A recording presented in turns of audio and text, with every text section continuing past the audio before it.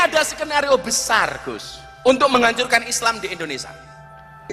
Anda membaca situasi masyarakat secara terbalik. Anda tidak melihat, yang Anda lihat hanyalah bahwa mereka berdasarkan pengakuan kita harus husnudon, bahwa mereka adalah keturunan Nabi Muhammad. Itu bacaan Anda terhadap situasi masyarakat secara terbalik, kayak Bahar baca kitab dari kanan ke kiri. Semoga Anda bisa menjadi Umar bin Khattab, di mana Sayyidina Umar bin Khattab itu awalnya mencaci maki Rasulullah, tapi pada akhirnya kemudian menjadi seorang pembela Rasulullah yang sangat luar biasa. TV Al-Waha, Hot Inspiration. Assalamualaikum warahmatullahi wabarakatuh. Sedulur TV Al-Waha dimanapun Anda berada, dari kawasan Sejuk Mundiwah Kerajaan Kecamatan Bojong, Kabupaten Tegal, Jawa Tengah. Inilah channel TV Al-Waha Hot Inspiration. Kembali bersama saya Bahril Ulum dalam segmen acara Sorotan Bahril, menyorot dengan hati, membahas dengan teliti.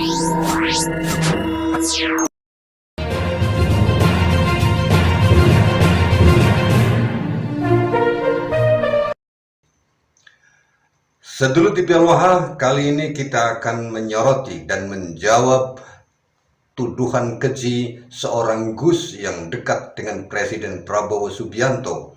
Seorang Gus yang pernah viral gara-gara dia membuli seorang pedagang es teh. Siapa lagi kalau bukan Gus Miftah.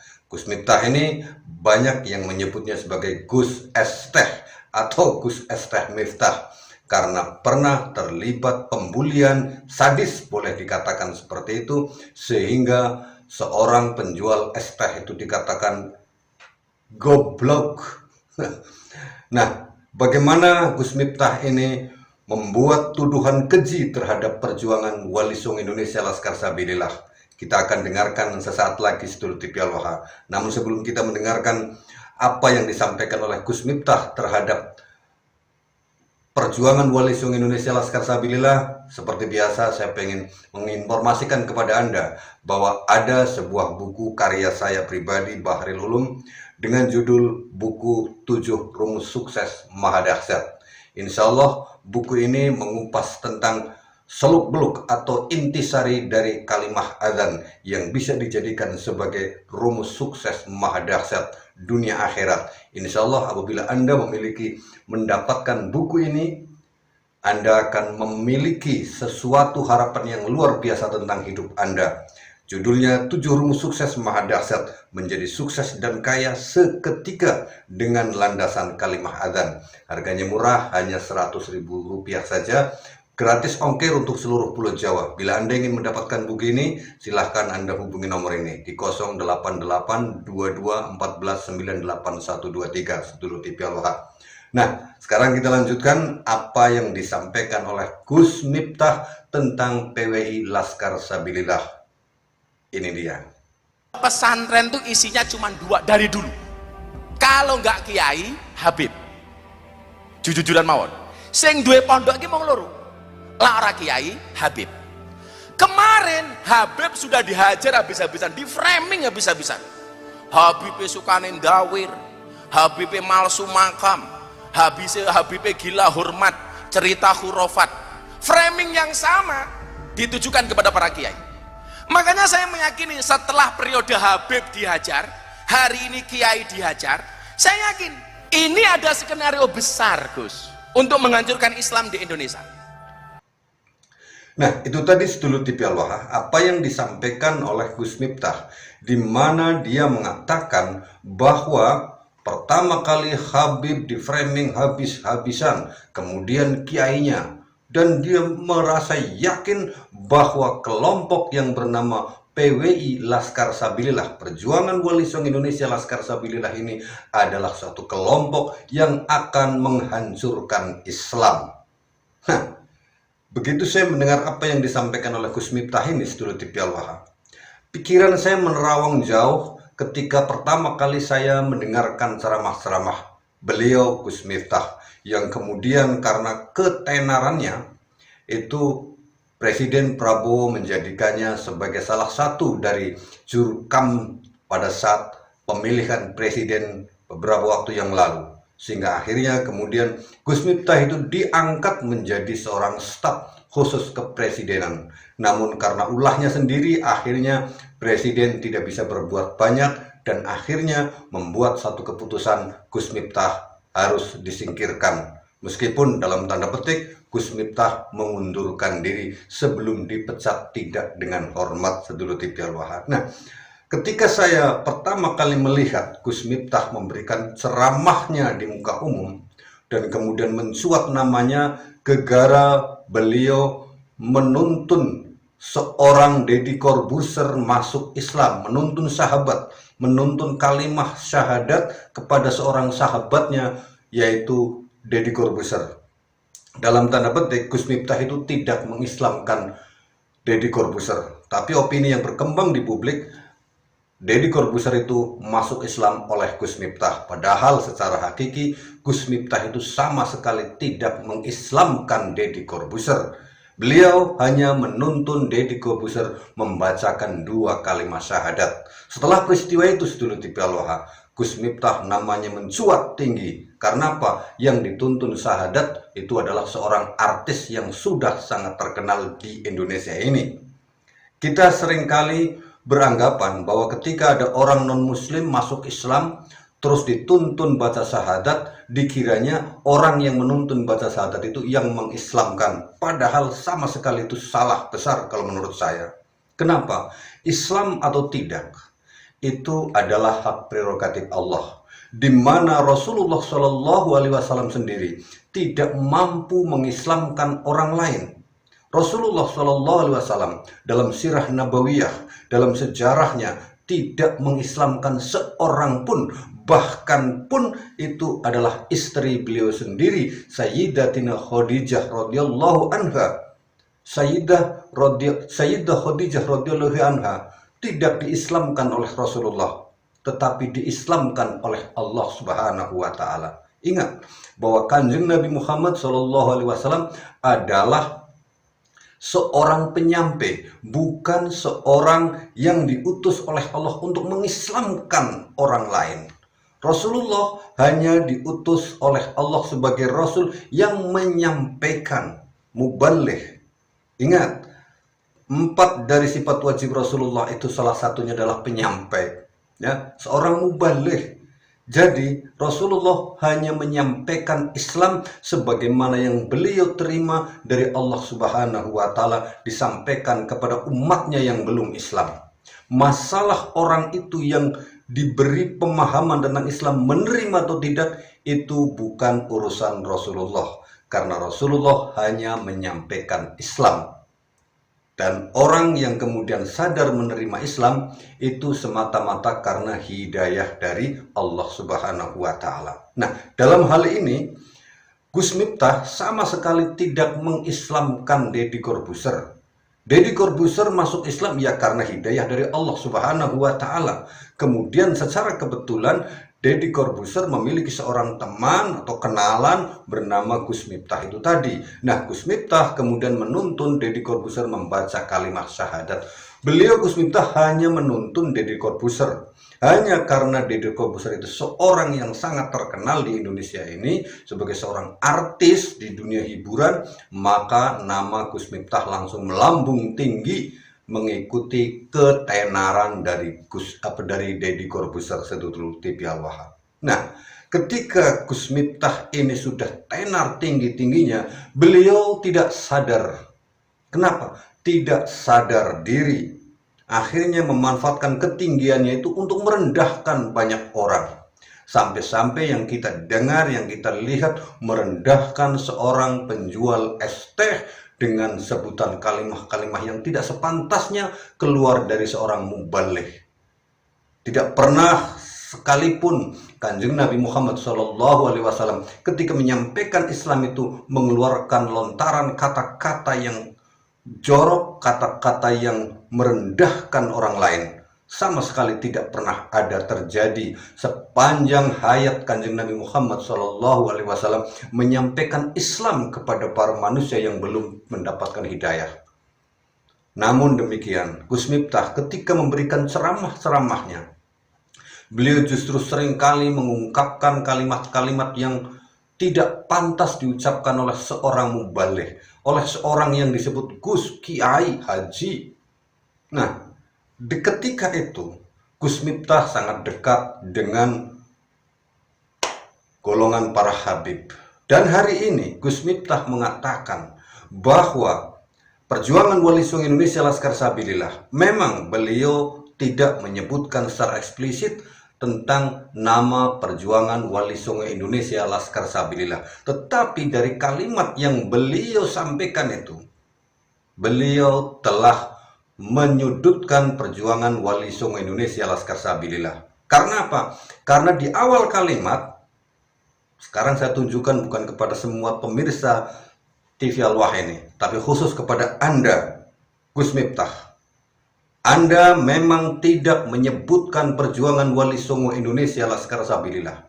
Tetapi pada bagian pertama kalimat Anda mengatakan bahwa para habaib itu di-framing habis-habisan, dibantai habis-habisan, sehingga harga diri Habib itu hancur berantakan. Siapa lagi yang sedang berusaha menyodorkan fakta dan data tentang keaslian dari Habib dan tentang keaslian bahwa mereka itu bukan cucu Nabi Muhammad kecuali perjuangan Wali Songo Indonesia Laskar Sabilillah. Anda Gus Miftah memang tidak menyebut PWI Laskar Sabilillah yang menghina atau yang sedang mengobrak-abrik kepalsuan nasab para Habib yang tidak tersambung kepada Rasulullah SAW. Tetapi Anda telah mengatakan awalnya itu Habib di-framing habis-habisan, dicaci maki dan lain sebagainya, pemalsuan kuburan. Nah, kalimat itu jelas itu merujuk kepada satu titik, yaitu perjuangan Wali Songo Indonesia Laskar Sabilillah.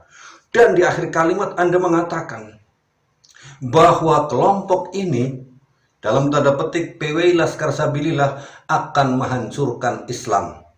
Maka saya Bahril Ulum Gus Miftah menilai Anda adalah orang yang belum pandai membaca, belum pandai mengejawantahkan perintah Allah Subhanahu wa Ta'ala pada firman Allah yang pertama kali diturunkan. Kenapa sepertanyaannya? Sekarang saya bertanya kepada Anda Gus Miftah, kenapa Rasulullah mendapatkan perintah Iqra di firman yang pertama kali? Kenapa Allah memberikan perintah kepada Nabi Muhammad dengan perintah Iqra? Sementara Allah itu mengajarkan manusia untuk bertauhid. Tetapi kenapa Allah memerintahkan pertama kali itu untuk membaca?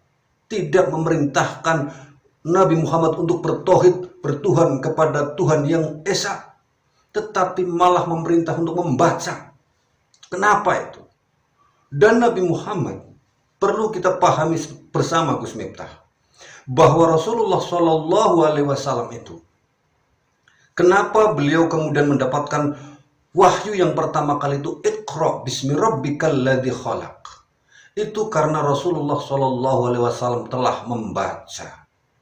Dan yang namanya membaca, perlu sekali lagi saya sampaikan, dan di beberapa video yang lalu juga sudah saya sampaikan, bahwa perjuangan Wali Songo Indonesia Laskar Sabilillah ini adalah pergerakan kesadaran dan penyadaran, di mana ketika kesadaran itu muncul dari seorang karena orang itu membaca. Kenapa Rasulullah mendapatkan wahyu pertama berupa Iqra? Itu karena Rasulullah telah membaca lebih dahulu.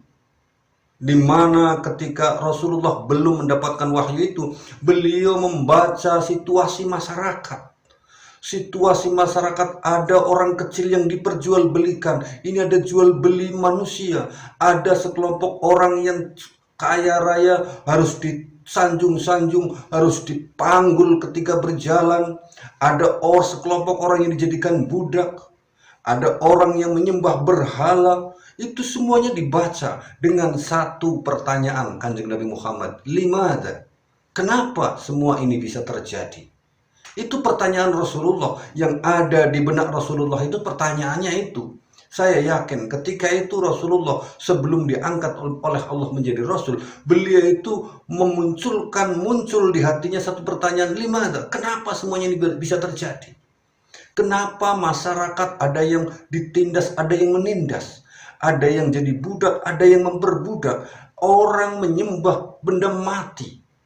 Itu menjadi pertanyaan Rasulullah, sehingga kemudian Rasulullah itu melakukan uzlah ke Gua Hiro. Disitulah ketika Rasulullah sedang bertanya, mencari jawabannya, kenapa ini semuanya bisa terjadi dan bagaimana mengatasinya. Maka Allah menurunkan firman-Nya, Iqra bismi rabbikal ladzi khalaq. Pada ayat selanjutnya ada alladzi allama bil qalam. Allah lah yang mengajarkan manusia dengan perantaraan qalam, qalbu, lisan, dan mu'arifun, pengetahuan. Ketika Rasulullah SAW menekur diam di dalam Gua Hiro itu, beliau sudah memikirkan bagaimana mengatasi kondisi zaman yang serba bodoh itu.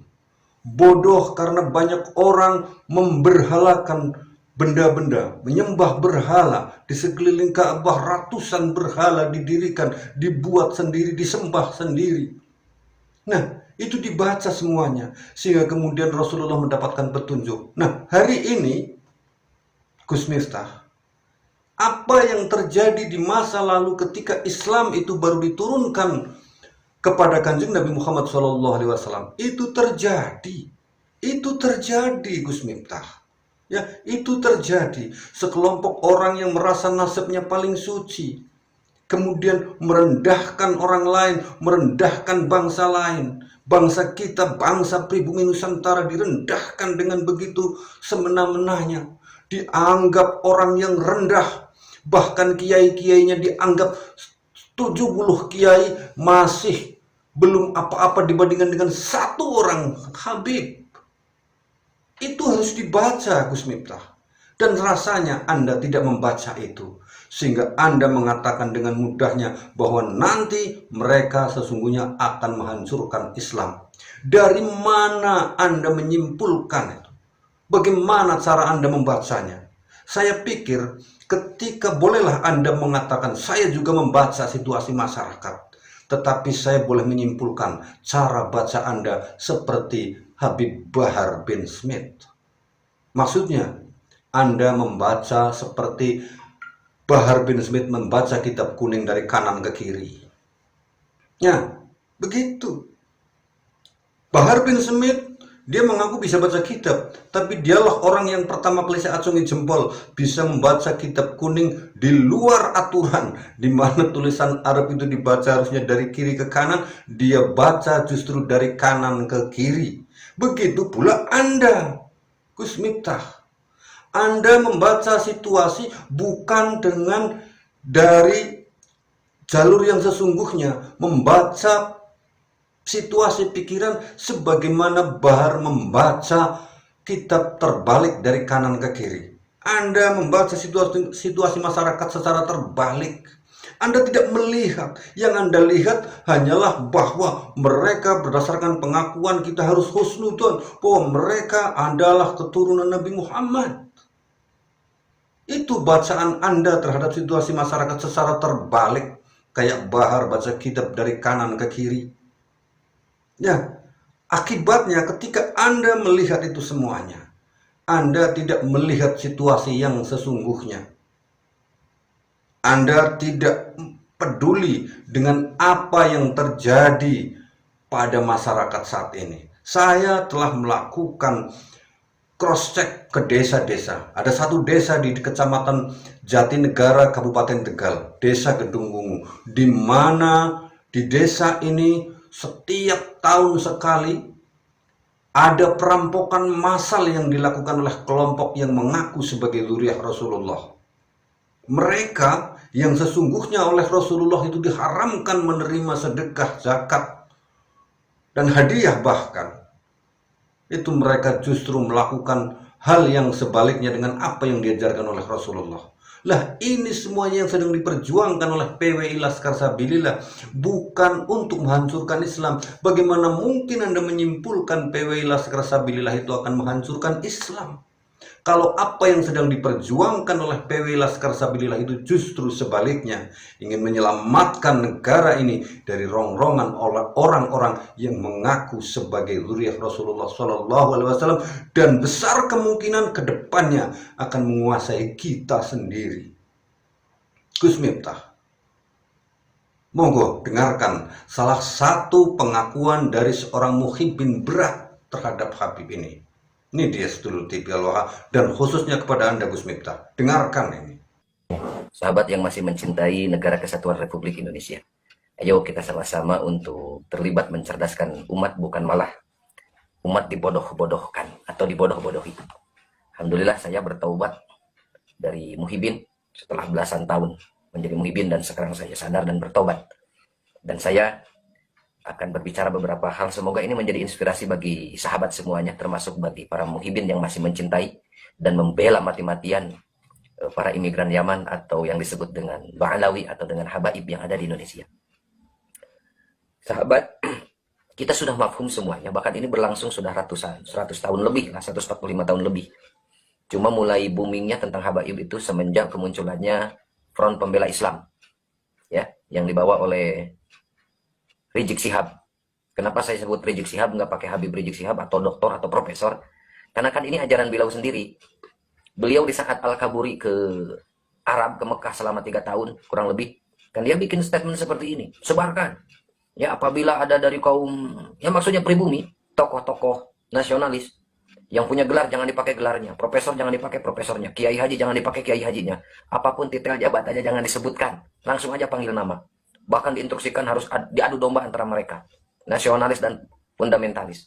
Jadi saya nyebut Rizik Syihab kenapa nggak pakai Habib atau dokter, karena ini ajaran mereka, itu hakikatnya mereka, licik, ya. Itu yang saya temukan fakta di lapangan. Kenapa saya semakin mantap dan yakin bertaubat dan lebih memilih untuk bersama berjuang dengan Laskar Sabilillah dan PWI, ya, Perjuangan Wali Songo Indonesia, karena saya melihat faktor apa yang terjadi di lapangan. Saya terus terang belum pernah membaca tulisannya Kiai Imaduddin, ya, tentang tesis tersebut. Saya jujur gak pernah baca. Cuma saya tahu bahwa polemik nasab ini mencuat dan selalu masuk ke beranda. Akhirnya saya penasaran apa yang terjadi dengan polemik nasab ini. Ya, saya akhirnya cross check dan melek melihat kenyataan dan fakta. Kenapa pribumi sampai bergerak ngasip seperti itu? Ada apa gerangan? Ternyata saya menemukan. Kan mereka di framing, dilabeli sebagai habaib itu duriah Nabi. Yang saya ketahui, duriah Nabi itu dinisbatkan kepada Rasulullah SAW yang memiliki karakter sadidul haya wa tawadu. Gitu. Begitu sahabat. Berarti tutur katanya harus lemah lembut. Ya, bagaimana tutur kata Rasulullah SAW? Selalu menyejukkan, memberikan hikmah, memberikan pelajaran yang baik dan positif. Dan ternyata saya mengecek di lapangan apa yang terjadi. Di saat polemik nasab ini mencuat, kata-kata yang keluar dari mereka yang mengaku sebagai duriah Nabi, apa yang terjadi? Habib Syekh Begab bilangnya curut, ya, krocok-krocok. Itu kepada pribumiku seperti itu. Ya, yang selanjutnya itu Bahar Semit. Ada yang bilang di media sosial Bahar Demit. Nah. Apa yang dia bilang waktu di Madura? Menganjing-anjingkan kiai, membabi-babikan kiai. Kok seperti itu duriah Nabi mulutnya? Jauh sekali dari karakter Rasulullah SAW. Lihat fakta, ya, yang ada dan beredar di sosial media. Apa yang keluar dari mulutnya Rizik Syihab sebelum ini polemik nasab ini mencuat? Menghina Gus Dur, ya, membutakan matanya, buta hatinya, sampai seperti itu, ya. Apakah itu betul sebagai duriah Nabi? Coba ini pakai akal waras, karena jangan sampai kita mengikuti dan mencari suri tauladan yang jauh dari Rasulullah SAW, akhlak dan tabiat karakternya.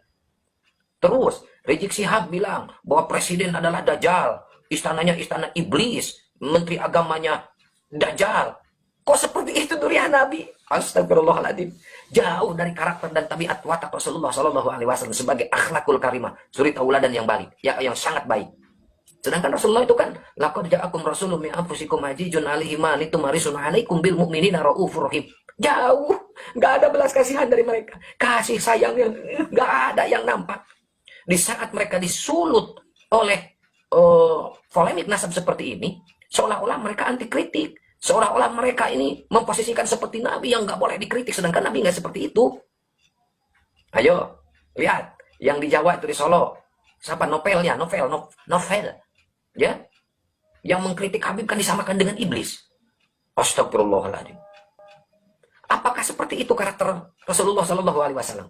Yang saya temukan, yang beredar, bahwa yang dinisbatkan, yang saya ketahui sebelum saya taubat, Duriah Rasul itu ada Syarif, ada Sayyid, ada Habib. Itu yang saya ketahui. Ya. Kalau di Sunda atau misalkan di Pulau Jawa atau di Indonesia, karena sudah berakulturasi dengan masyarakat, jadi berubah Sayyid atau Syarifnya. Ada yang bergelar Aceng, ada yang bergelar Tubagus, ada yang bergelar Lora, ada yang bergerak lain-lain di setiap wilayah. Itu berbeda-beda. Itu juga yang saya ketahui. Tapi beda ini yang satu ini. Contohnya nih, di saat Wali Songo dinyatakan oleh Robitoh Alawiyah bukan sebagai durian Nabi, dan dipastikan dalam surat idarannya itu yang bernisbat kepada Azmat Khon itu adalah fiktif dan palsu, jadi durian Wali Songo itu sudah nggak ada. Apa reaksi Wali Songo? Para Aceh, para Gus, ya, dan Buya mungkin yang lain yang tuh bagus. Apakah bereaksi seperti yang kita temukan reaksi dari para habaib? Tidak. Biasa-biasa saja. Nggak marah, nggak ribut. Justru malah mengkonfirmasi, mencari, menyusuri data leluhurnya tentang Wali Songo. Dan ternyata ditemukan dan diakui oleh Nakobah Ashraf Internasional. Dan beda kenyataannya di saat kita menemukan fakta, ya, yang terjadi di saat habaib dipertanyakan tentang nasab keasliannya sebagai durian Rasul. Beda. Mereka marah, mereka mencaci maki, mereka menghujat, mereka memprovokasi, ngajak perang dan lain-lain. Itu kan ridik seperti itu. Menghina, mengejek, memframing dan lain-lain. Membayar beberapa orang untuk menguatkan bahwa mereka benar-benar durian Nabi. Sedangkan masyarakat ini semakin terus bergerak seperti bola salju menggelinding dan semakin besar. Berupaya sehebat dan sekuat apapun dari klan Ba'lawi, bukan justru malah menguatkan, justru malah semakin menghancurkan kredibilitas dan martabatnya. Semakin kuat para muhibin membela mati-matian seperti Mas Wafi, ya, oleh sesepuh Sidogiri, sampai bilang bahwa Wafi itu neneknya, leluhurnya, kakeknya itu adalah PKI. Semakin dibela semakin remuk, dibela mati-matian semakin hancur, semakin mencuat di framing, semakin rungkat. Kenapa ini bisa terjadi seperti itu? Karena kalau dianalogikan gaharu, apabila dibakar bukan bau yang keluar tapi malah harum. Seandainya nih para habaib atau klan Ba'lawi dibakar laksana gaharu, kalau harum berarti benar-benar durian Nabi. Itu logika saya. Tapi ternyata kenyataannya, fakta di lapangan menemukan, di saat dibakar dengan adanya polemik nasab ini, bukan harum. Semakin jijik saya melihatnya. Karena melihat yang selama ini dipelajari tentang akhlakul kalimah Rasulullah, tabiat, watak, kebiasaan, dan lain-lain, sangat luar biasa mulia, sangat agung. Tapi kenapa yang menisbatkan ini sebagai durian Nabi? Jauh. Kata-kata kotor, kata-kata yang kasar, menjijikkan yang keluar. Memprovokasi, ngajak perang, menuduh, memfitnah, memframing, dan lain-lain. Bukan gaharu. Kalau sebenarnya asli gaharu dibakar itu harus harum, bukan bau. Dan ini enggak harum, malah bau. Begitu sahabat. Coba cek di lapangan, wahai para muhibin yang membela mati-matian. Kalian dikasih akal perangkat yang sangat luar biasa sama Allah. Memang ada beberapa tingkatan akal. Ajidiyah, Hisabiyah, Aqliyah, Juhadiyah, dan Akmaliyah. Cuma kalian para muhibin sudah dicekok di doktrin mati-matian, tidak boleh naik tingkat akal kalian. Tetap harus di Ajidiyah, dimatikan, tidak boleh kritis. Tidak boleh bertanya, ngapain ikut campur urusan nasab. Itu kan didoktrin supaya tidak terlibat, tetap bodoh, tidak mau kenyataan yang terjadi. Seperti apa yang sebenarnya. Lebih baik salah mencintai daripada salah membenci. Itu bukan mencerdaskan umat, itu membodohkan umat. Ini nggak sadar, ini tokoh-tokoh berkata seperti itu. Itu dia Gus Miftah. Cobalah Anda membaca situasi masyarakat, gunakan kolbu Anda, baru lisan Anda, kemudian mu'arifun, pikirkanlah. Jadi alladzi allama bil qalam, qalam Anda gunakanlah. Kolbu, lisan, dan muhun Anda, otak Anda gunakan. Gunakanlah ketiga hal, karena Allah Subhanahu wa Ta'ala akan memberikan hidayah itu melalui tiga hal, melalui kolbu, melalui lisan, dan melalui mu'arifun, pengetahuan, otak, pikiran, muhun. Ya, ketika orang tidak menggunakan tiga hal ini, ya tidak akan terjadi yang namanya hidayah dari Allah Subhanahu wa Ta'ala. Saya berkesimpulan Anda belum menggunakan kolam Anda, kolam yang ada di dalam kalbu Anda, yang ada di dalam diri Anda, di mana al-kolam masih Anda maknai sebagai baca tulis. Padahal tidak sedangkal itu. Saya sudah pernah sampaikan di video sebelum ini, bahwa al-kolam itu bukan hanya bermakna sebagai alat tulis. Sebab kalau dimaknai hanya sekedar alat tulis, jangan salah. Kita masih sama-sama mempercayai tentang tafsir bahwa Nabil Ummi itu nabi yang tidak bisa baca dan tidak bisa tulis. Bagaimana mungkin allama bil qalam akan dimaknai yang mengajarkan manusia dengan perantaraan baca tulis. Sementara ahli tafsir masih memberikan penafsiran terhadap Nabi Muhammad itu sebagai nabi yang ummi, yang tidak bisa baca, yang tidak bisa tulis. Tetapi kenapa harus dimaknai dengan baca tulis? Artinya ada makna yang lain, di mana al-qalam ini bukan sekedar bermakna baca tulis, tetapi lebih dalam lagi, qalbu, lisan, dan mu'arifun. Kepada Gus Miftah, kami Perjuangan Wali Songo Indonesia Laskar Sabilillah berharap Anda bisa membaca situasi masyarakat. Semoga Anda bisa menjadi Umar bin Khattab, di mana Sayyidina Umar bin Khattab itu awalnya mencaci maki Rasulullah, tapi pada akhirnya kemudian menjadi seorang pembela Rasulullah yang sangat luar biasa. Saya berharap Anda sebagai seorang mubaligh, pada saatnya nanti ketika Anda sudah gunakan qalbu, lisan, dan mu'arifun Anda, pada saat Anda sudah benar cara membacanya, bukan membaca kebalik seperti Bahar bin Smith yang membaca kitab kuning dari kanan ke kiri.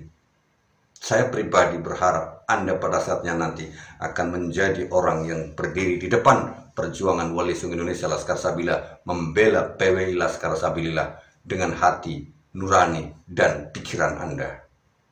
Saya Bahril Ulum. Assalamualaikum warahmatullahi wabarakatuh.